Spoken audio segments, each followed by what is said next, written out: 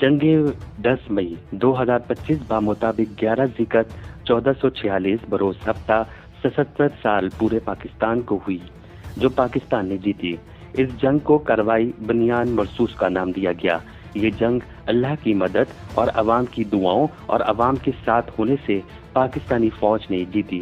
اس جنگ کی خاص بات یہ تھی کہ اس جنگ سے قبل عوام اور فوج کے درمیان دوری پیدا کرنے کی پھر سے کوشش کی گئی، لیکن اندرونی غداروں کو معلوم ہی نہیں تھا کہ فوج اور عوام ایک ساتھ سیسا پلائی دیوار ہیں۔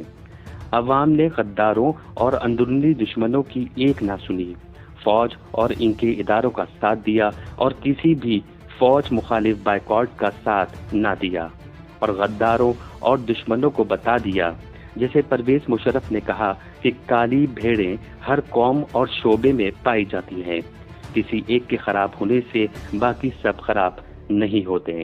اس لیے نہ کسی سیاسی شخصیت، نہ کسی قبیلے کی ملیشیا یا اس کی فوج کا انتظار ہوا، اور نہ ہی کسی دوسرے ملک سے مدد مانگی، بلکہ اپنے بلبوتے پر پاکستانی فوج نے کارروائی بنیان مرصوص انجام دی، یعنی کہ مطالعہ پاکستان کو سچا ثابت کر دکھایا گیا۔